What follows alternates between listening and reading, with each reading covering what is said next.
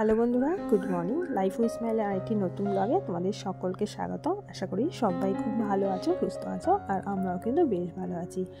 আর সকালে ব্লগটা শুরু করিনি, এখন প্রায় 10টা কি 10:30 এরকম বাজে, তাই এখন থেকেই ভিডিওটা শুরু করলাম। আর সকালের দিকে ঘরের কাজকর্ম, টুকিটাকি যা যা কাজকর্ম থাকে সেই সব কাজকর্ম করে নিয়েছি। চা খাওয়া, টিফিন খাওয়া সেগুলো তো হয়েই গেছে।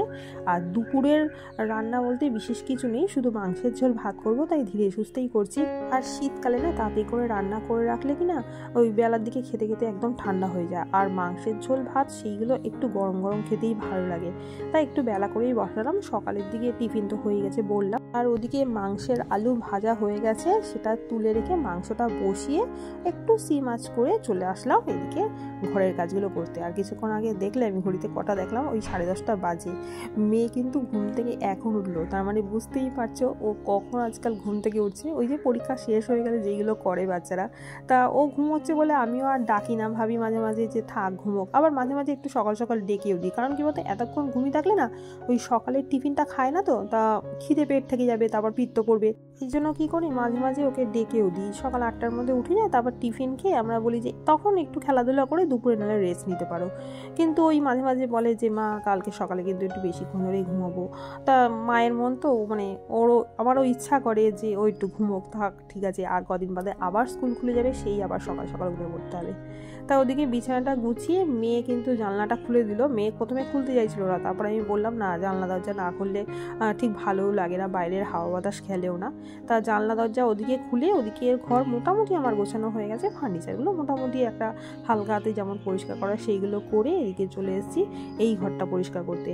আর এখন না শীতকালে সত্যি বলছি আমার একদমই ভালো লাগে না। কি বলতো, ওই জামা কাপড়ের জন্য প্রচুর জামা কাপড় পরে, শীতের জিনিস বিশেষ করে যে সোয়েটার শাল সেগুলো প্রচুর পরিমাণে থাকে, আর সেইগুলো গোছাতে গোছাতেই না অর্ধেক সময় কেটে যায়। তাই এখন কি করছি, ওই যে এদিক ওদিক জামা কাপড়গুলো ছড়ানো ছিটানো রয়েছে, তা সেইগুলো কালেকশন করে এনে এই খাটে রাখলাম, তারপর গুছিয়ে গাছিয়ে ঠিকঠাক জায়গায় রেখে দিচ্ছি। আর যদি না গোছানো থাকে না, আমার না অগোছালো লাগে, আর অগোছালো জিনিস না ঠিক আমার ভালো লাগে না। আর এখনই ঘর মুছে স্নান করতে যাবো, তার আগে যদি ঘরটা একটু সুন্দর করে গুছিয়ে না রাখি তাহলে আর হবে না, আবার গোছাতে গোছাতে বিকেলবেলা। তার জন্য একটু মানে ঘর মুছার আগে আমি অন্তত একটু ঘরটাকে সুন্দর করে গুছিয়ে রাখার চেষ্টা করি। আমরা মেয়েরা কেমন তাই না? যখন বিয়ের আগে বাপের বাড়িতে থাকতাম, তা আমরা কিন্তু মানে অগোছালোই থাকতাম, খুব একটা গুছিয়ে গাছিয়ে রাখার চেষ্টা করতাম না। তারপরে নিজের ভালো লাগা জিনিসগুলোকে করার চেষ্টা করতাম, নিজের যেটা শখ যেটা ইচ্ছে সেইগুলোকে পূরণ করার চেষ্টা করতাম। কিন্তু যেই মুহূর্তে আমাদের বিয়ে হয়ে গেল, ঠিক তার পর মুহূর্ত থেকে দেখবে আমরা সবসময় চাইতাম যে আমাদের শ্বশুরবাড়ির ইচ্ছেগুলোকে প্রায়োরিটি দিতে, তাদের সম্মান অসম্মানের কথা ভাবতে। মানে আমরা চাইতাম কি, আমরা যে কোনো কাজে মানে করি না কেন, সেই কাজে যাতে শ্বশুরবাড়ির সম্মানহানি না হয় সেই দিকটা কিন্তু আমরা সবসময় ভেবে রেখেছি। নিজে কোনো কাজ করার আগেই ভাবতাম যে শ্বশুরবাড়ির সম্মান যাতে সেই কাজটার মধ্যে দিয়ে থাকে, বা শ্বশুরবাড়ির যাতে কোনো ক্ষতি না হয়, সমস্তটাই কিন্তু আমরা সেইটা মাথায় রেখে এই কাজগুলো করতাম। আমি ধরো আমার নিজস্ব একটা কথা বলছি, আমাকে কোনো দিন ড্রেসের দিক দিয়ে দেখবে না সালোয়ার শাড়ি বা কুর্তি ছাড়া আমি অন্য কিছু ড্রেস পরেছি। কারণ কি বলতো, আমার ওই জিন্স বা স্কার্ট এইগুলো না আমি শ্বশুরবাড়িতে এসে পরিনি। বিয়ের মোটামুটি 5-6 বছর অবধি কিন্তু আমি সবসময়ের জন্য শাড়ি পরেছি। তারপরে সবসময়ের জন্য মানে ঘরেও পরতাম বাইরেও পরতাম, আমি মানে কোনো সময় সালোয়ার পরতাম না। এমনকি বাপের বাড়ি গেলেও বা কোথাও ঘুরতে গেলেও কিন্তু সবসময় শাড়িটাই পরতাম। তারপরে যখন মেয়ে একটু বড় হলো, স্কুলে যাওয়া শিখলো, তখন থেকে আমি সালোয়ারটা ধরলাম, তা আবার বাইরে, মানে বাইরে বেরোনোর সময়। বাড়িতে কিন্তু আমি সবসময় শাড়ি পরতাম। ইদানিং কয়েক বছর ধরে, 4-5 বছর ধরে আমি শাড়িটা ছেড়ে সালোয়ারটা পরছি। মানে আমি এই একটা কথা বলছি যে দেখো, মাঝে মাঝে ইচ্ছেই করে শাড়ি সালোয়ার কুর্তি ছেড়ে এখন সবাই কত সুন্দর সুন্দর মডার্ন ড্রেস পরে সেগুলো পরতে, কিন্তু আমি না সত্যি কোনোদিন পরতে পারিনি। শখ করে একটা জিন্স কিনেছিলাম ঠিকই, হাজব্যান্ড বলে যে তুমি কিনেছো যখন ফেলে রেখেছো কেন, সেটা আমি পরি কখন জানো তো, ওই যখন পাহাড়ি এলাকায় যাই ঘুরতে তখন পরি, তা আবার বাড়ি থেকে পরে কোনোদিন বেরোইনি। সেটা ওই ঘুরতে গিয়েই পরেছি। তাই শীতকালে মাঝে মাঝে মনে হয় যে জিন্স পরি, তবুও কিন্তু আজ পর্যন্ত আমি কোনোদিন জিন্স পরে বেরোতে পারলাম না। ওই যে বললাম যে শ্বশুর শাশুড়ির সম্মান রক্ষাটাই আমার কাছে সবচেয়ে বড় হয়ে গেল। নিজের ইচ্ছেগুলোকে আমি জলাঞ্জলি দিয়েছি। আর এই কথা বলতে বলতে দেখো আমি কিন্তু এখন রাতে চলে এসেছি। এখন রাতে ওই আলু ভাজা করছি, আলু ভাজা না, ভাত ভাজা করব, তার জন্য আলুটা ভাজা করছি। আর যে কলাটা দেখলাম না, সেটা আমার হাজবেন্ড ওই তাকে একটা বন্ধু দিয়েছে নিজের বাড়ির আর কি কলা গাছে, তা সেই কলাটা নিয়ে এসছে। তা কলাটা না একদমই কাঁচা টাইপের, তা সেটাই রেখে দিয়েছে। আর এখানে দেখো ভাত ভাজা করে নিচ্ছি। তার অ্যাকচুয়ালি কী বলতো, সকালবেলা না ওই মাংসের ঝোল ভাত খেয়েছি, তো আর রাতে আর ইচ্ছা করছে না মাংস খেতে।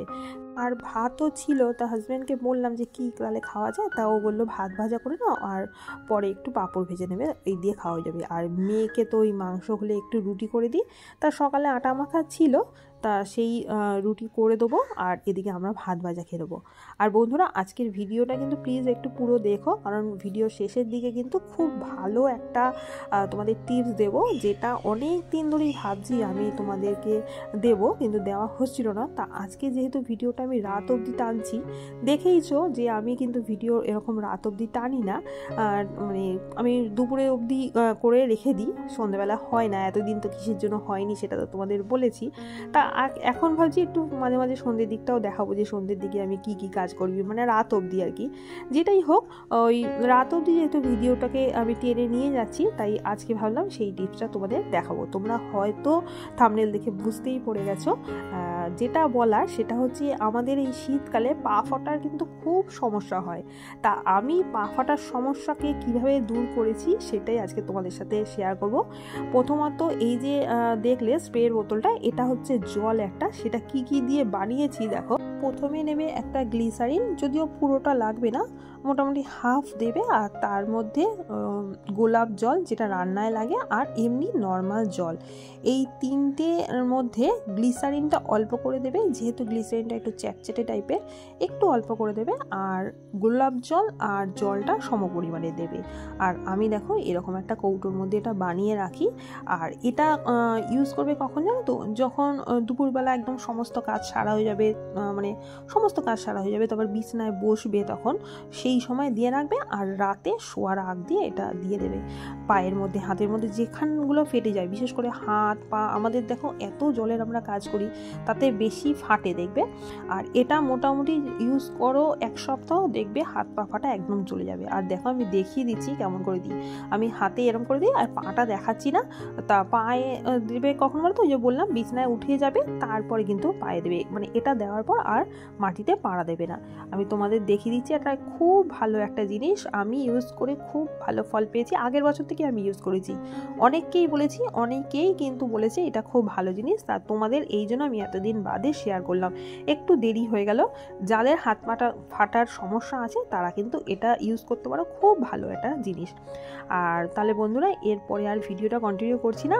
আর এত রাতে এসে দেখো আমি চুল আঁচড়ানোর সময় পেয়েছি, মানে সারাদিনে আর চুল আঁচড়ানোর সময় পাইনি। তা এখন আমি শোবো, তা ভাবলাম তোমাদের সাথে ভিডিওটাও একবারে এন্ড করে দিই।